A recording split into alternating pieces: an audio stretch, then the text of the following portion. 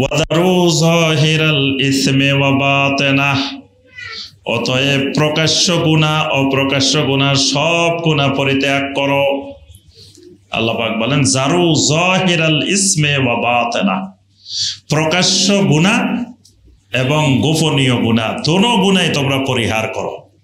তাহলে বোঝা গেল গুনাহ দুই ভাবে হইতে পারে, প্রকাশ্য হইতে পারে, গোপনীয় গুনাহ হতে পারে। অনেক গুনাহ গোপনীয় গুনাহ। এখন বর্তমান প্রযুক্তির যুগে গোপন গুনার সংখ্যা বেড়ে গেছে, গোপনীয় গুনার সংখ্যা বেড়ে গেছে। আগে মানুষ সিনেমা দেখতে গেলে মানুষ দেখতো যে অমুক সিনেমা হলে গেছে, মানুষের সামনে দিয়ে যাইতো, দেখতো, বুঝতো। এখন তো সিনেমা হল ওখানে বন্ধ, এখন হাতে হাতে সিনেমা হল। তা এখন যদি সে ঘরে বসে বসে সিনেমা দেখে, তো এটা গোপনে দেখতেছে, কেউ বুঝতেছে না যে সে সিনেমা দেখতেছে, সে অশ্লীল পর্নোগ্রাফি দেখতেছে বসে বসে। এগুলা গোপনীয় গুনাহ, এগুলা বাতেনা, গোপনীয় গুনাহ। নবী সাল্লাল্লাহু আলাইহি ওয়াসাল্লামের জন্য সিজদার মধ্যে যে দোয়া পড়তেন, আল্লাহুম্মা গফিরলি যামবি কুল্লা দিক্কাহু ওয়া জিল্লা ওয়া আউওয়ালাহু ওয়া আখিরা ওয়া সিররাহু ওয়া আলানিয়া, ওয়া সিররাহু ওয়া আলানিয়া। গোপন গুনাহ, প্রকাশ্য গুনাহ, সব গুনাহ থেকে আপনার কাছে ক্ষমা চাই। আল্লাহুম্মা গফিরলি যামবি কুল্লা, সমস্ত গুনাহ আল্লাহ আপনি ক্ষমা করে দেন। এইখানে নবী সাল্লাল্লাহু আলাইহি ওয়াসাল্লাম গুনাহগুলো কত রকমের হতে পারে সবগুলো বলছে। দিক্কাহু ওয়া জিল্লা, সূক্ষ্ম গুনাহ, মোটা গুনাহ। কিছু গুনাহ আছে সূক্ষ্ম, বোঝা যায় না এটা গুনাহ। অনেক জিনিস আপনার রেবা হয়ে যায়, সুদ হয়ে যায়, মানুষ বুঝতে পারে না এটা সুদ। নবী সাল্লাল্লাহু আলাইহি ওয়াসাল্লামের জন্য একদিন একটা ভালো খেজুর আনা হয়েছে, একটা খুব উন্নত মানের খেজুর। তো নবী সাল্লাল্লাহু আলাইহি ওয়াসাল্লাম জিজ্ঞাসা করলেন যে আবু হুরায়রা, এই খেজুরটা কোথায় পেলে? বললেন যে আমার কাছে 2 কেজি খেজুর ছিল নিম্নমানের, আমি বাজারে নিয়ে এই 2 কেজি খেজুর দিয়ে, নিম্নমানের 2 কেজি দিয়ে ভালো মানের 1 কেজি নিয়ে আসছি। নবী সাল্লাল্লাহু আলাইহি ওয়াসাল্লাম এটা শুনেই বললেন হাজা আইনুর রিবা, হাজা আইনুর রিবা। আরে এটাই তো আসল সুদ, এটাই তো আসল সুদ, এটাই তো রিবা। তুমি কি কাজ করছো? এটা তো রিবা। তখন তিনি জিজ্ঞাসা করলেন তাহলে এটা রিবা থেকে বাঁচার উপায় কি? নবী সাল্লাল্লাহু আলাইহি ওয়াসাল্লাম বললেন তুমি প্রথমে বাজারে গিয়ে তোমার এই 2 কেজি নিম্নমানের খেজুর বিক্রি করবা, বিক্রি করে যে টাকা পাইবা ওই টাকা দিয়ে ভালো 1 কেজি কিনবা। কিন্তু বিনিময় করা যাবে না, একই জিনিস কম আর বেশিতে বিনিময় করা যাবে না, যদিও নিম্নমানের আর ভালো মানের। হ্যাঁ ছিল, কিন্তু এই বিনিময় মানে এই সিস্টেমে এটা রিবা হবে, এই সিস্টেমে করা যাবে না। একই জিনিস বিনিময়ের ক্ষেত্রে কম আর বেশি হলে এটা রিবা হয়ে যাবে। হ্যাঁ, টাকা পুরান টাকা, নতুন টাকা কিনতে যায় যদি আপনি 1 টাকাও বেশি দেন, ঈদের সময় এই সুদের হয়, ব্যবসা হয়। দেখা যায় নতুন টাকার নোট, তা আপনি পুরানা 110 টাকা দিয়ে নতুন 100 টাকা নেবেন, এই 10 টাকা কিন্তু রিবা। বাড়তি টাকার ক্ষেত্রেও আমি ওই দিন বাসের মধ্যে একজনের মানে 100 টাকা দিছি, 10 টাকার ভাড়া সে 20 টাকা রাখে। তা আমি বললাম 20 টাকা কি জন্য, ঘটনা কি? কয় বাংতি নেই, মানে বাংতি আছে কিন্তু এত টাকার বাংতি দিতেছি এই জন্য 10 টাকা বেশি। আমি বললাম যে এটা তো সুদ, এটা তো নেওয়া যাবে না। আপনি বাংতি দিবেন এই জন্য 10 টাকা বেশি নিলে এটা রিবা, এটা সুদ। 1 টাকা বেশি নিলেও এটা সুদ হবে। মানে ধরেন আপনি 10 টাকার নোট নেবেন 100 টাকার নোট দিয়ে, এখানেও যদি 1 টাকাও বেশি হয়, এই বেশি যেটা হবে এটা রিবা হবে।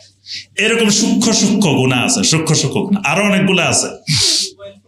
আপনার কাছে কোনো জিনিস নাই, এখন আপনার হাতে জিনিস নাই, আপনি আসি আমারে বলতেছেন যে আমারে 5 কেজি এটা দেন, ধরেন 5 কেজি আম কিনবেন, আমার কাছে কিন্তু আম নাই।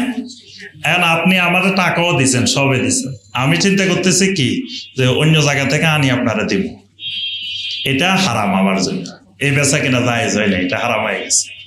যতক্ষণ আগে মাল আমার নিজের হস্তগত হইতে হবে, নিজের কাছে থাকতে হবে। নিজে পরিপূর্ণ মালিক হইলেও হবে না, মালিকের কবজ হইতে হবে। কবজ শরীয়তের ভাষায় এটাকে বলে কবজ। কবজে হাকিকি, কবজে হুকমি।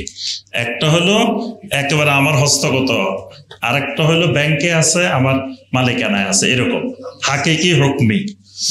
এরকম আমার নিয়ন্ত্রণে আসার আগে যদি আমি বিক্রি করি, ক্রয় বিক্রয় করি, তো যিনি কিনছেন ওনার জন্য এটা বৈধ হয় নাই, হারাম আছে। যিনি বিক্রি করছে ওনার জন্য হারাম আছে। এখন যিনি বিক্রি করতেছেন উনি মনে করতেছেন যে আমি তো তারে আনি দিছি, কিন্তু আপনি যে আগে টাকাটা নিছেন বা তার সাথে দাম দর করছেন, চুক্তি করছেন, সে সময় তো জিনিসটা আপনার হাতে ছিল না, এই জন্য এটা হারাম। এভাবে দেখবেন আপনি সূক্ষ্ম সূক্ষ্ম অনেক গুনাহ আছে। তবে বাইয়ে মোরাবাহা যেটা, সেটা হলো ভিন্ন জিনিস। বাইয়ে মোরাবাহা হলো আপনার একটা কম্পিউটার দরকার, আপনি আমাকে আসে করলেন যে আমার একটা কম্পিউটার কিনে দেন। আমি চুক্তি করলাম যে আমার কাছে কম্পিউটার নাই, তবে আমি কিনে দিব। তখন আমি কিনে কম্পিউটারটা আগে আমার মালিকানা আনতে হবে। মালিকানা হস্তগত হওয়ার পরে এবার আমি ওইটা আপনারা জানাইতে হবে, ওই কম্পিউটার আমি এই ৮০,০০০ টাকা দিয়ে কিনছি, আপনার থেকে ১০,০০০ টাকা আমি লাভ নিতেছি, ৯০,০০০ টাকা দিয়ে আপনি তার কাছে বিক্রি করবেন। এটা শরীয়তে জায়েজ, এটাকে বলা হয় বাইয়ে মোরাবাহা। কিন্তু ওই যে মানে এই নীতিমালা মনে রাখতে হবে, নিজের হস্তগত হওয়ার আগে কোনো জিনিস বিক্রি করা শরীয়তে জায়েজ নেই। তারপরে অস্পষ্ট কোনো বিক্রি শরীয়তে জায়েজ নেই। যারা ইম্পোর্টার তারা চায়না থেকে আনে, আর তারা আনার পরে আমরা ধরেন অনেক সময় কাস্টমারের সাথে ডিল করি যে এটা বিক্রি করবো, এবং কাস্টমার যদি ওয়ার্ক অর্ডার দেয় তখন তার থেকে নিয়ে আমরা দিই। এই ক্ষেত্রে কি এটাও জায়েজ হবে না? তার থেকে নিয়ে আপনি যদি বাইয়ে মোরাবাহা সিস্টেমে যান সেটা জায়েজ হবে। ড্রপশিপিং এর মতো যে বিজনেসটা আছে, কিনে মানে অর্ডার দিয়ে হচ্ছে ডাইরেক্ট কাস্টমারের কাছে যায়, আমার কাছে আসে না, আমি ইন্টারমিডিয়েট হিসেবে থাকি, এটা জায়েজ হবে না, এটা হারাম। মানে ডাইরেক্ট কাস্টমারের কাছে যাওয়া যাবে না কোনো জিনিস, আগে নিজে কবজ হইতে হবে। শরীয়তের নীতিমালা হলো কবজ, মানে আগে নিজের হস্তগত হইতে হবে, নিজের পরিপূর্ণ মালিকানায় নিয়ন্ত্রণে আসতে হবে, তারপরে আপনি বিক্রি করবেন। এর আগ পর্যন্ত যদি ক্রয় বিক্রয় হয়, চুক্তি হয়, এগুলো সব হারাম হবে। আমাদের দেশে তো অধিকাংশ বেচা কিনা এরকম হয়। আরেকজন মনে করে আমার কাছে না থাকলে কি আমি আনি দিব, ইয়ে করে দিব, কিন্তু এটাও শরীয়তে জায়েজ নেই। এরকম অনেক জিনিস আছে। তো আমরা ওইদিকে যাচ্ছি না। আমি যেটা বলতে চাচ্ছিলাম সেটা হলো নবী সাল্লাল্লাহু আলাইহি ওয়াসাল্লাম ওই সাজদার দোয়ার মধ্যে বলছেন কি, আল্লাহুম্মা গফির লি যামবি কুল্লা দিক্কাহু ওয়া জিল্লা। দিক্কাহু যে সূক্ষ্ম সূক্ষ্ম গুনাহ, এরকম শত শত সূক্ষ্ম সূক্ষ্ম গুনাহ আছে। দেখবেন যে গভীরভাবে বিশ্লেষণ করলে, গভীরভাবে চিন্তা করলে বোঝা যায় এটা হালাল না, এটা হারাম, বা এটার মধ্যে সন্দেহের অবকাশ আছে। তো এরপরে গুনাহ, সূক্ষ্ম গুনাহ, মোটা গুনাহ, তারপরে আউয়ালাহু ওয়া আখিরা, প্রথম গুনাহ শেষ গুনাহ। মানে এক এক জীবনের এক এক গুনাহ, যৌবনকালে এক এক গুনাহ, বৃদ্ধকালে এক এক গুনাহ, কিশোর বয়সে এক এক গুনাহ, এক এক সময় এক এক গুনাহ। এটাকে আউয়ালাহু ওয়া আখিরা। তারপরে ওয়াসিররাহু আলানিয়া, যে না নিয়াতাহু না, এটা আলা নিয়াতাহু, খালি নিয়াত না, আলা নিয়া। হ্যাঁ, আলা নিয়া মানে প্রকাশ্য, সিররাহু মানে গোপন, প্রকাশ্য এবং গোপনীয় সব গুনাহ। তো এখানে এই আয়াতে আল্লাহ পাক বলেছেন ওয়াজারু যাহিরাল ইসমে ওয়া বাতিনা, আর তোমরা প্রকাশ্য গুনাহ এবং অপ্রকাশ্য গুনাহ সবগুলো পরিত্যাগ করো।